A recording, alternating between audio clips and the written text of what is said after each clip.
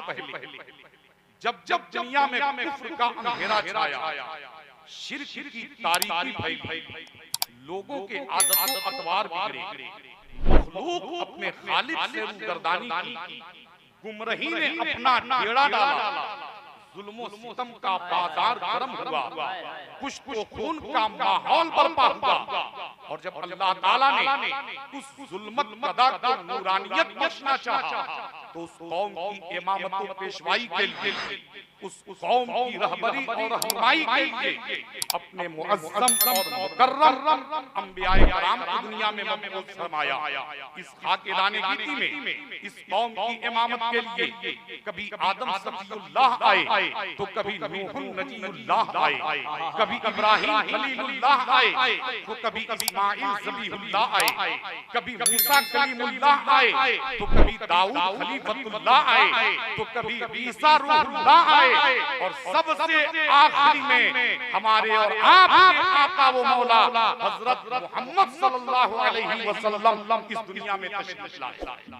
और जब अल्लाह ताला ने अपने महबूब को आखिरी नबी बनाकर इस दुनिया में भेजा, तो ऐलान फरमाया, मा काना मुहम्मदुन अबा अहदिन मिन रिजालिकुम वलाकिन रसूलुल्लाहि व खातमुन नबिय्यीन।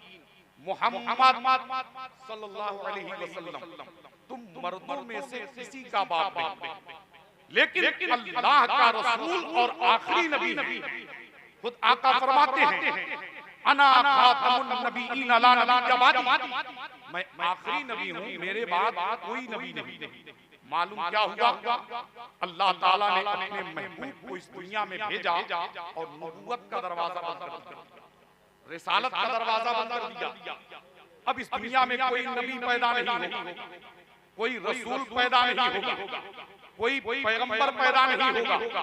तो सवाल पैदा होता है कि कल जब गुमराही फैलती थी, लोगों के आदत और अतवार बिगड़ते थे, लोगों के किरदार खराब होते थे, मखलूक अपने खालिक से रूगर्दानी करती थी, तो उस कौम की इस्लाह के लिए, उस कौम की सुधार के लिए, उस कौम की इमामत और पेशवाई के लिए, उस कौम की रहबरी और रहनुमाई के लिए नबूवत की जलवागरी होती थी। लेकिन हमारे आका तशरीफ लाए तो नबूवत का दरवाजा बंद हो गया, रिसालत का दरवाजा बंद हो गया। तो क्या इसका मतलब ये है कि अब दुनिया में बुराइयां नहीं होंगी? क्या अब जुल्म और सितम का बाजार गर्म नहीं होगा? क्या अब लोगों के आदतों अतवार नहीं बिगड़ेंगे? तो आइए साहब, आने वाली बात को, आने वाले जुमले को इस अंदाज से सुनिए कि हमारा ये रोशन अकीदा है कि हमारे अंबिया जिंदा हैं, हमारे सहाबा जिंदा हैं, हमारे शुहदा जिंदा हैं, हमारे गौस जिंदा हैं, हमारे ख्वाजा जिंदा हैं, हमारे मखदूम जिंदा हैं, हमारे अफ्ताब जिंदा हैं, हमारे अब्दाल जिंदा हैं, और सच पूछो तो हमारी सुबह जिंदा है, हमारी शाम जिंदा है, हमारे दिल की तख्ती पर नबी का नाम जिंदा है। नारे तकबीर, नारे रिसालत, तकरीबात उर्स मुक़द्दस, नारे तकबीर। शाहिद दो जहां सरवरे कौनो मकाम सल्लल्लाहु अलैहि वसल्लम ने इरशाद फरमाया, आपके इरशादात आलिया हैं। नबी फरमाते हैं कि जब क़यामत करीब होगी तो आबिद जाहिल होंगे, जहालत की कसरत होगी, गाना बजाना आम होगा, अमीरों की कसरत और अमानतदारों की किल्लत होगी, औरत अपने शौहर के साथ शरीके तिजारत होगी, ज़कात को तावान समझा जाएगा, साइल महरूम होंगे, लोग ऊंचे ऊंचे महलों में फख्र करेंगे, मस्जिदों में दुनियावी बातें होंगी, जिहालत तो ज़िना, रिश्वतखोरी और हरामखोरी अपने शबाब पर होगी। मालूम क्या हुआ? ये है बुराई का मुख्तसर सा तज़किरा, जिसकी खबर आज से 1450 साल पहले मुखबिर सादिक जनाब मोहम्मद रसूलुल्लाह सल्लल्लाहु अलैहि वसल्लम ने इरशाद फरमाई। तो मालूम क्या हुआ कि बुराइयां तो होंगी, जुल्म बढ़ेगा, गुमराही फैलती रहेगी, इसका तो जिक्र मिलता है, लेकिन इसकी सुधार के लिए, मखलूक को खालिक से डराने के लिए, हमें सिरात मुस्तकीम पर चलने की तालीम देने के लिए कोई नबी पैदा नहीं होगा। कोई रसूल पैदा नहीं होगा, कोई पैगंबर पैदा नहीं होगा, तो सवाल पैदा होता है कि फिर इस कौम की इस्लाह कौन करेगा, इस कौम की इमामतों पेशवाई कौन करेगा, इस कौम की रहबरी और रहनुमाई कौन करेगा। तो मैं बताना चाहता हूं साहब कि जब हमारे और आपके आका इस दुनिया में तशरीफ लाए तो सरकारे दो आलम सल्लल्लाहु अलैहि वसल्लम की तशरीफ आवरी के बाद नबूवत का दरवाजा तो बंद हो गया, मगर क़यामत के लिए विलायत का दरवाजा खुला हुआ। वाह वाह वाह वाह, जिंदाबाद। अब इस दुनिया में इस कौम की इमामत के लिए कोई नबी पैदा नहीं होगा, अब तो गौसे आज़म पैदा होंगे, अब कोई रसूल पैदा नहीं होगा, अब तो ख्वाजा मुइनुद्दीन पैदा होंगे, अब कोई पैगंबर पैदा नहीं होगा, अब ख्वाजा कुतुबुद्दीन पैदा होंगे, अब बाबा फरीदुद्दीन पैदा होंगे, अब मखदूम अलाउद्दीन पैदा होंगे, अब शेख शहाबुद्दीन पैदा होंगे, अब ख्वाजा बहाउद्दीन पैदा होंगे, अब सूफी हमीदुद्दीन पैदा होंगे, अब बिहार में मखदूम बिहारी पैदा होंगे, सैयद सालार मसूद गाजी पैदा होंगे, और जब सुन्नियत को झटका लगेगा तो बरेली की सरजमीन पर हमारे ईमान और अकीदे की हिफाजत के लिए इमाम अहमद रजा खान पैदा होगा। जिंदाबाद। मालूम क्या होगा साहब, कल जो इस उम्मत की इमामत का काम अंबिया किराम से लिया जाता था, अब वही इमामत पेशवाई का काम इस उम्मत के औलियाए कराम से लिया जाए, और औलिया क़यामत तक पैदा होते रहेंगे। ये और बात है कि वलीरा वली नहीं शनासा, वली ही वली को पहचानता।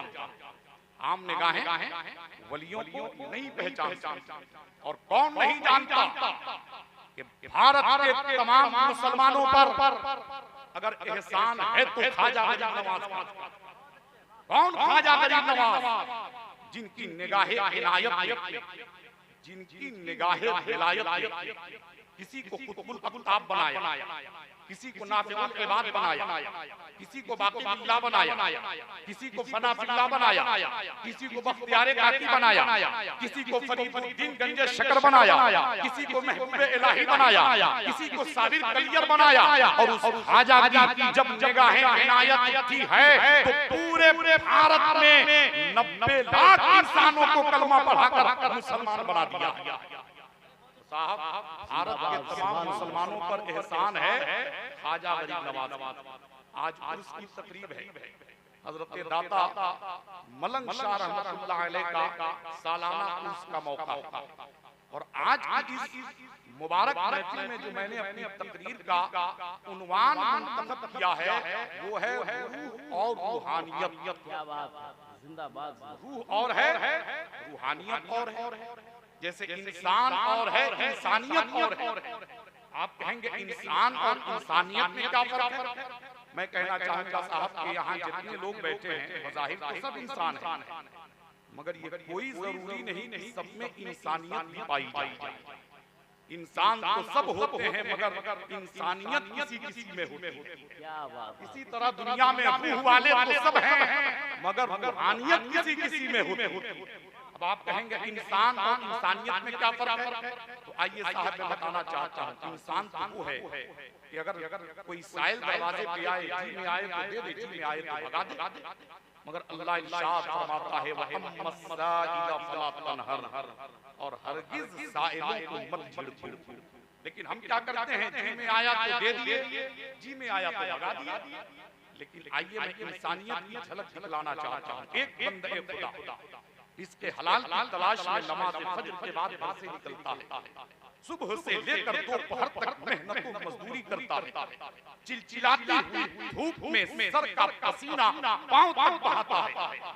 मेहनत और मजदूरी करते करते जब उसे भूख तड़पाती है, प्यास की शिद्दत तड़पाती है, तो भूख को प्यास से निराल होकर काम काज छोड़कर अपने घर आता है।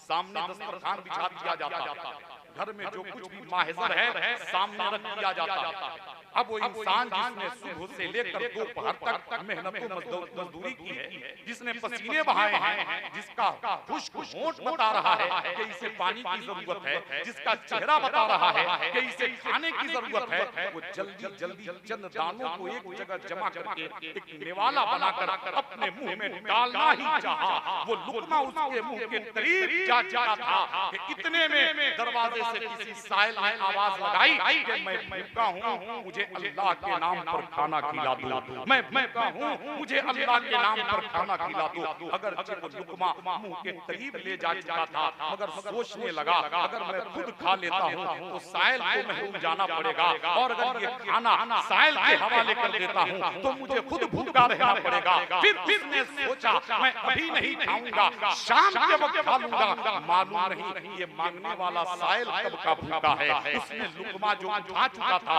उठाए हुए लुकमे को प्लेट में वापस रखा और प्लेट उठाकर खाना साइल के हवाले कर दिया। मुझे कहने दीजिए साहब, यहाँ इंसान नहीं खिला रहा है, उसकी इंसानियत खिला रही है। इसी तरह रूह वाले और हैं, रूहानियत वाले और। आज रूह का जलवा तो हर तरफ, रूह का चारा तो हर जगह फराहम किया जा रहा है। आज रूह का नारा तो हर तरफ बुलंद हो रहा है। लेकिन आपको मैं थोड़े से वक्त में समझाना चाहता हूँ कि रूहानियत की जलवागिरी कहाँ है।